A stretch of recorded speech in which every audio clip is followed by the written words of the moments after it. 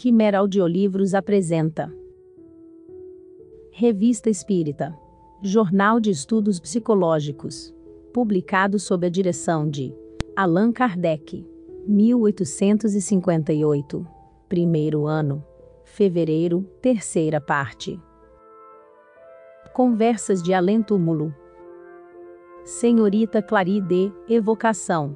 Nota: a senhorita Claride, interessante mocinha, morta em 1850, aos 13 anos de idade, desde então ficou como gênio da família, onde é evocada com frequência, e a qual deu um grande número de comunicações do mais alto interesse. A conversa que relataremos a seguir ocorreu entre nós no dia 12 de janeiro de 1857, por intermédio de seu irmão, médium. 1. Tendes uma lembrança precisa de vossa existência corporal? Resposta: o espírito vê o presente, o passado e um pouco do futuro, conforme sua perfeição e sua proximidade de Deus. 2. Essa condição de perfeição é relativa apenas ao futuro, ou se refere igualmente ao presente e ao passado? Resposta: o espírito vê o futuro mais claramente à medida que se aproxima de Deus. Depois da morte, a alma vê e abarca de relance todas as suas passadas migrações, mas não pode ver o que Deus lhe prepara. Para isso, é preciso que esteja inteiramente em Deus, desde muitas existências. 3. Sabeis em que época reencarnareis? Resposta: em 10 ou 100 anos. 4. Será na Terra ou em outro mundo? Resposta: num outro. 5. Em relação à Terra, o mundo para onde ireis terá condições melhores, iguais ou inferiores? Resposta: muito melhores que as da Terra, lá se é feliz. 6. Visto que estais aqui entre nós, ocupais um lugar determinado, qual é? Resposta: estou com aparência etérea, posso dizer que meu espírito, propriamente dito, estende-se muito mais longe. Vejo muitas coisas e me transporto para bem longe daqui com a rapidez do pensamento. Minha aparência está à direita de meu irmão, e guia-lhe o braço. 7. O corpo etéreo de que estais revestida vos permite experimentar sensações físicas, como o calor e o frio, por exemplo. Resposta: quando me lembro muito de meu corpo, sinto uma espécie de impressão, como quando se tira um manto, e se fica com a sensação de ainda estar com ele por algum tempo. 8.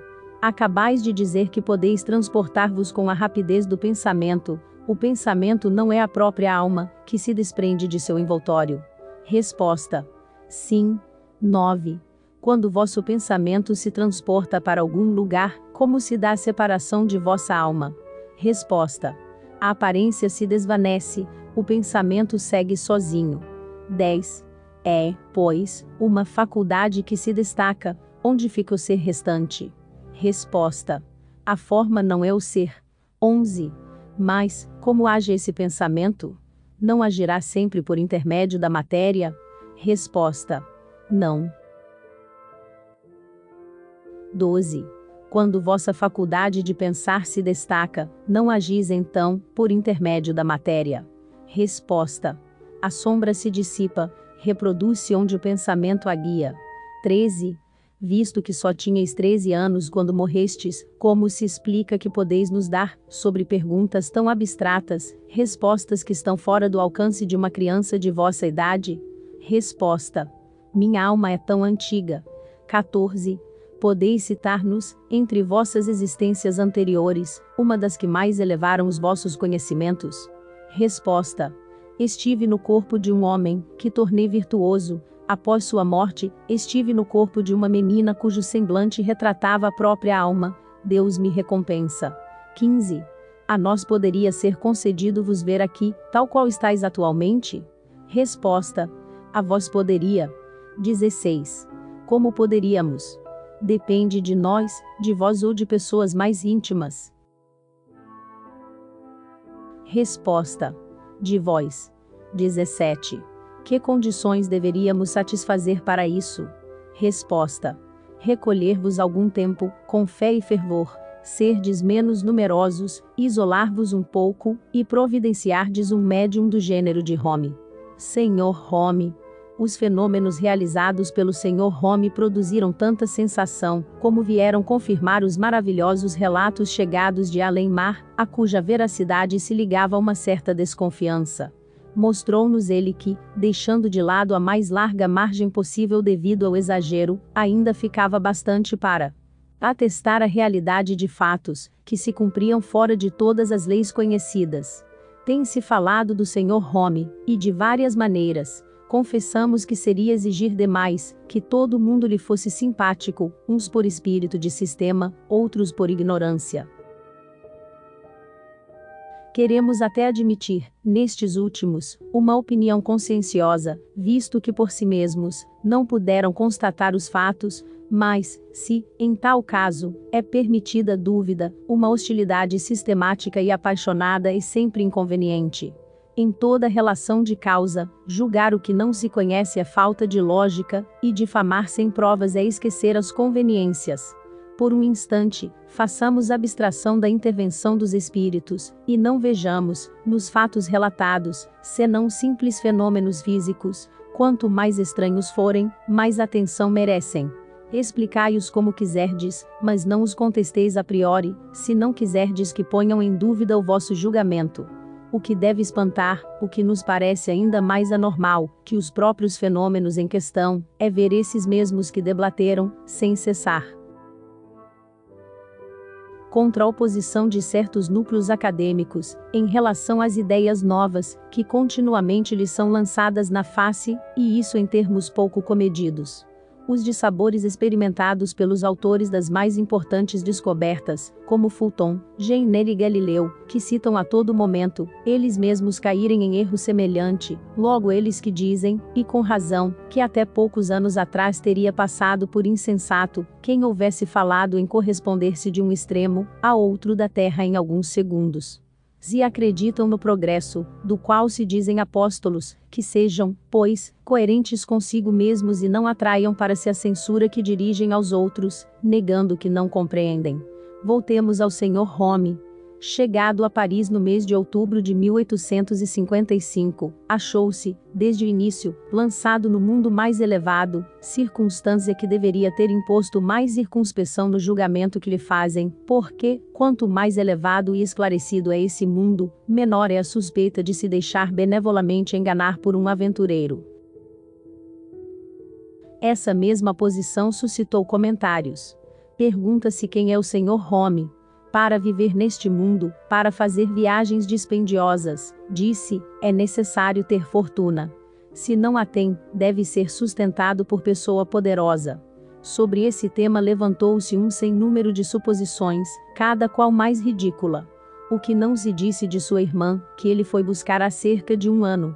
Comentava-se que era um médium mais poderoso que ele, que ambos deviam realizar prodígios de fazer empalidecer os de Moisés.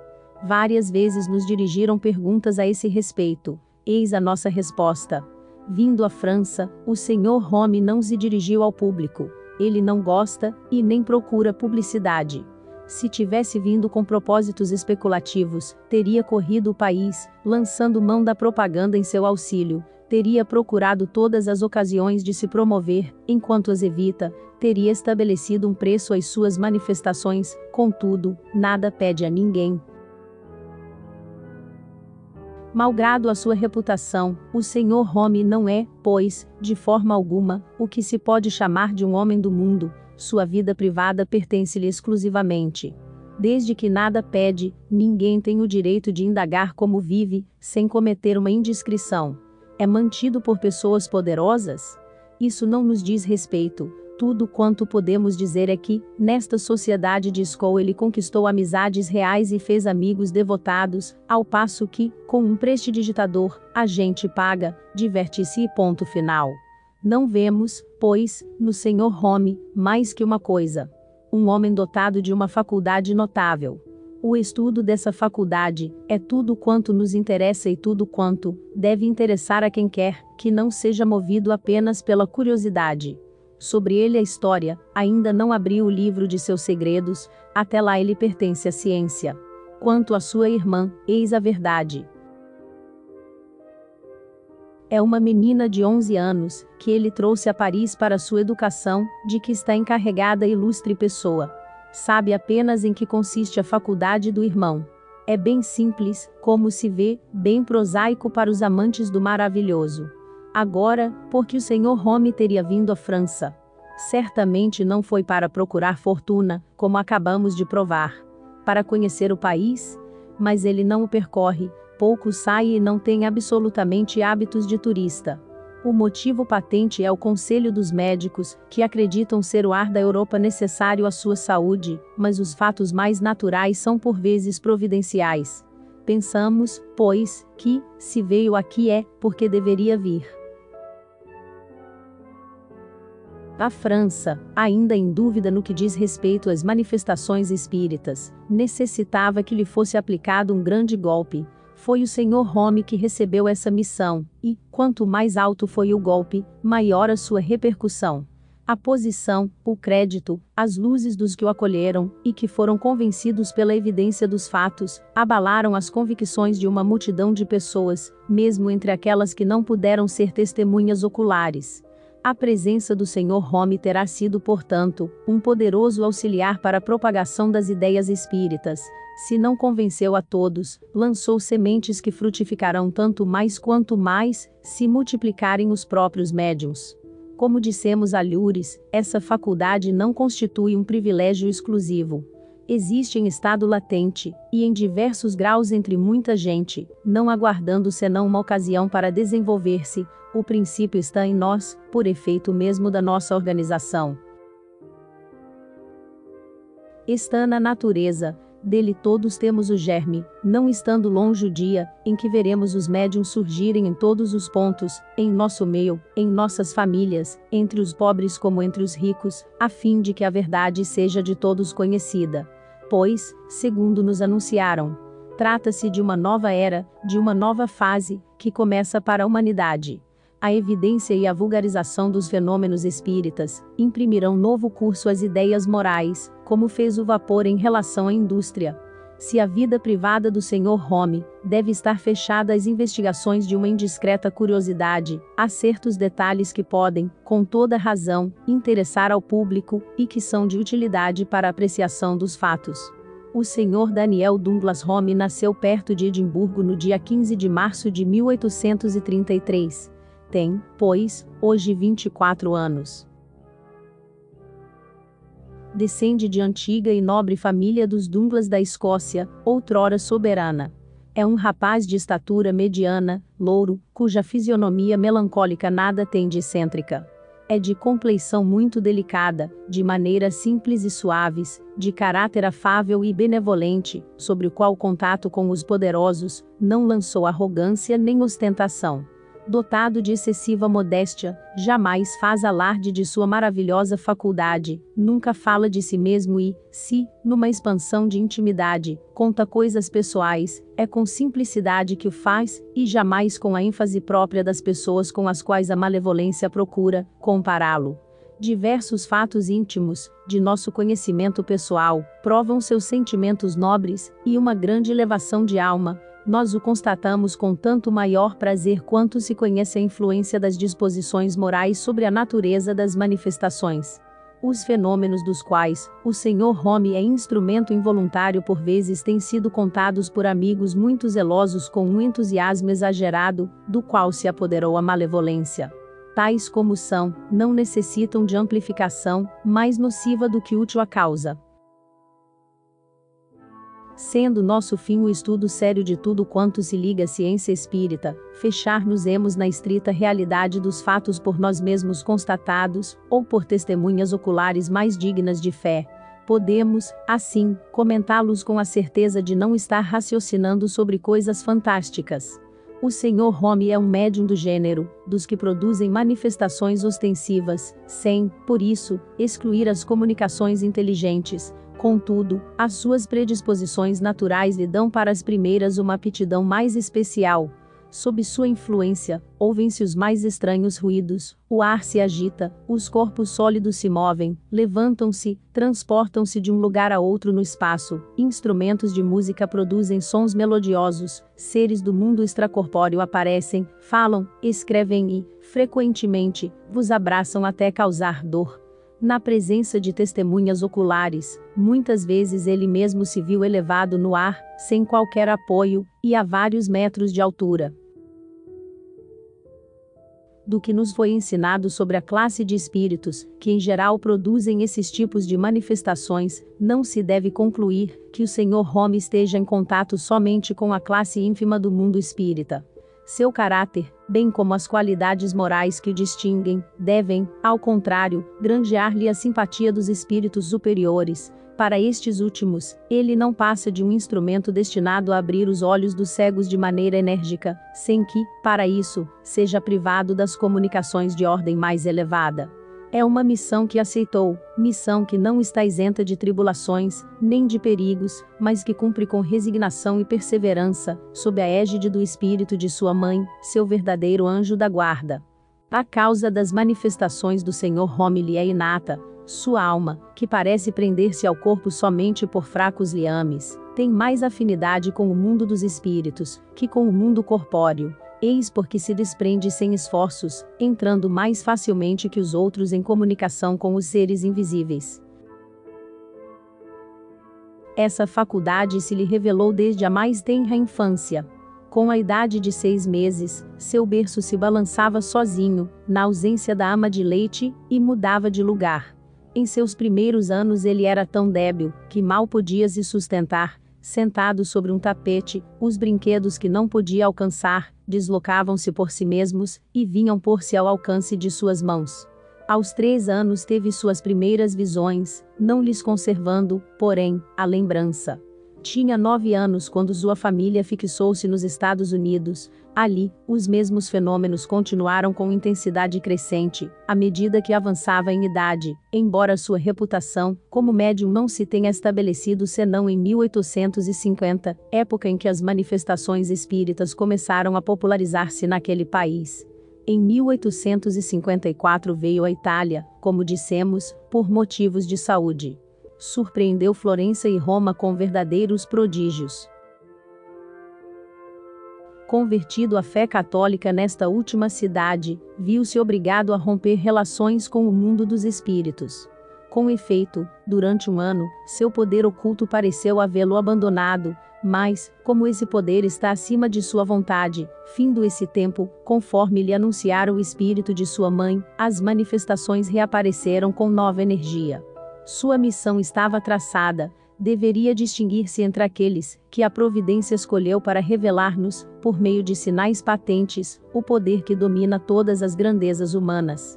Se o Sr. Home, como pretendem certas pessoas, que julgam sem haver visto, fosse apenas um hábil prestidigitador, sem dúvida teria sempre à sua disposição, em sua sacola, algumas peças com que pudesse simular suas mágicas, ao passo que não é senhor de produzi-las à vontade. Ser-lhe-ia impossível dar sessões regulares, pois muitas vezes, justamente no momento em que tivesse necessidade de sua faculdade, esta lhe faltaria. Algumas vezes os fenômenos se manifestam espontaneamente, no momento em que menos se espera, enquanto que, em outras, é incapaz de os provocar, circunstância pouco favorável a quem quisesse fazer exibições em horas certas. O fato seguinte, tomado entre 1000, é disso uma prova. Desde mais de 15 dias, o Sr. Home não havia obtido nenhuma manifestação, quando, almoçando em casa de um de seus amigos, com mais 2 ou 3 pessoas de seu conhecimento, de repente ouviram-se golpes nas paredes, nos móveis e no teto. Parece que voltam, disse ele. Nesse momento o Sr. Home estava sentado num canapé com um amigo. Um doméstico trouxe a bandeja de chá, e preparava-se para colocá-la sobre a mesa, situada no meio do salão. Embora bastante pesada, a mesa se elevou subitamente, destacando-se do solo a uma altura de 20 a 30 centímetros, como se fora atraída pela bandeja. Apavorado, o criado deixou-a escapar, e à mesa, de um pulo, lançou-se em direção ao canapé, vindo cair diante do Sr. Home e de seu amigo, sem que nada do que estava em cima se tivesse desarrumado. Esse fato não é, absolutamente, o mais curioso dentre aqueles que temos para relatar, mas apresenta essa particularidade digna de nota. A de ter se produzido espontaneamente, sem provocação, em um círculo íntimo, do qual nenhum dos assistentes, 100 vezes testemunhas de fatos semelhantes, necessitava de novas provas, e, seguramente, não era o caso para o Sr. Home exibir suas habilidades, se habilidades existem. No próximo artigo citaremos outras manifestações. Manifestações dos Espíritos. Pelo Sr. Paul Algeiss. Resposta ao Sr. Viennet, por Paul Algeiss. O Sr. Paul Algeiss é um adepto sincero e esclarecido da doutrina espírita. Sua obra, que lemos com grande interesse, e na qual se reconhece a pena elegante do autor de Elos de l'Avenir, é uma demonstração lógica e sábia dos pontos fundamentais dessa doutrina, isto é, da existência dos espíritos, de suas relações com os homens, e, por consequência, da imortalidade da alma, e de sua individualidade após a morte. Sendo o seu objetivo principal responder às agressões sarcásticas do Sr. Viennet, só aborda os pontos capitais, limitando-se a provar com os fatos, com o raciocínio, e com as autoridades mais respeitáveis, que essa crença não está fundada sobre ideias sistemáticas ou preconceitos vulgares, mas, sim, que repousa sobre bases sólidas. A arma do Sr. Viennet é o ridículo, a do Sr. Algeiss é a ciência. Por meio de numerosas citações, que atestam um estudo sério, e uma profunda erudição, ele prova que se os adeptos de hoje, conquanto seu número cresça sem cessar, bem como as pessoas esclarecidas de todos os países que a ele se ligam, fossem, como pretende ilustre acadêmico, cérebros desequilibrados, essa enfermidade lhe seria comum, como seria aos maiores gênios que honram a humanidade. Nas suas refutações, o Sr. Algeiss soube sempre conservar a dignidade de linguagem, mérito que nunca será suficientemente louvado. Aí não se encontram essas diatribes despropositadas, tornadas lugares comuns de mau gosto e que nada provam, a não ser a falta de urbanidade. Tudo o que disse é grave, sério, profundo, à altura do sábio a quem se dirige. Tê-lo convencido? Nós o ignoramos, duvidamos mesmo, para falar francamente. Mas, como, em definitivo, seu livro é feito para todo mundo, as sementes que lança não serão todas perdidas. Por mais de uma vez teremos ocasião de citar algumas passagens de seu livro no curso desta publicação, à medida que a isso formos levados pela natureza do assunto.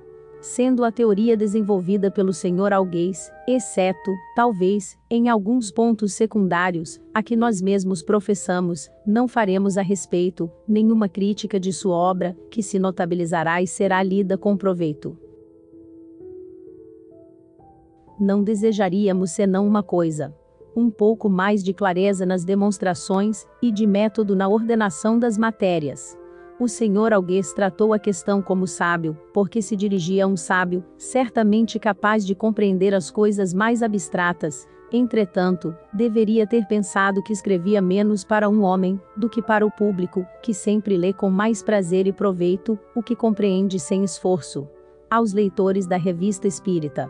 Vários de nossos leitores quiseram responder ao apelo que fizemos em nosso primeiro número, com respeito às informações a nos serem fornecidas. Um grande número de fatos nos foi assinalado, entre os quais alguns muito importantes, pelo que somos infinitamente reconhecidos. Não o somos menos pelas reflexões, que às vezes os acompanham, mesmo quando revelam um conhecimento incompleto da matéria. Proporcionarão esclarecimentos sobre os pontos que não tiverem sido bem compreendidos. Se não fazemos uma menção imediata dos documentos que nos são fornecidos, nem por isso nos passam despercebidos, deles sempre tomamos boa nota, para serem aproveitados cedo ou tarde. A falta de espaço não é a única causa que pode retardar a publicação, mas ainda a oportunidade das circunstâncias e a necessidade de os relacionar aos artigos dos quais podem ser complementos úteis. A multiplicidade de nossas ocupações, junto à extensa correspondência, deixa-nos por vezes na impossibilidade material de responder, como gostaríamos e como deveríamos, às pessoas que nos dão a honra de nos escrever. Rogamos encarecidamente não interpretarem de maneira desfavorável um silêncio que independe de nossa vontade. Esperamos que sua boa vontade não se arrefeça, e que não queiram interromper suas interessantes comunicações. A esse respeito, chamamos novamente sua atenção para a nota que inserimos no fim da introdução de nosso primeiro número, a propósito das informações que por obséquio solicitamos, rogando, além disso, não deixarem de nos dizer quando poderemos, sem cometer inconveniência, fazer menção dos lugares e das pessoas. As observações acima se aplicam, igualmente, às questões que nos são dirigidas sobre diversos pontos da doutrina. Quando necessitarem de um desenvolvimento de maior extensão, tanto menos possível nos é responder por escrito, quando muitas vezes a mesma coisa deve ser repetida a um grande número de pessoas.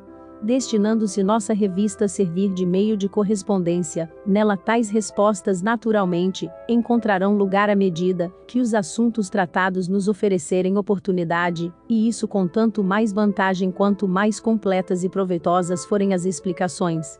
Allan Kardec.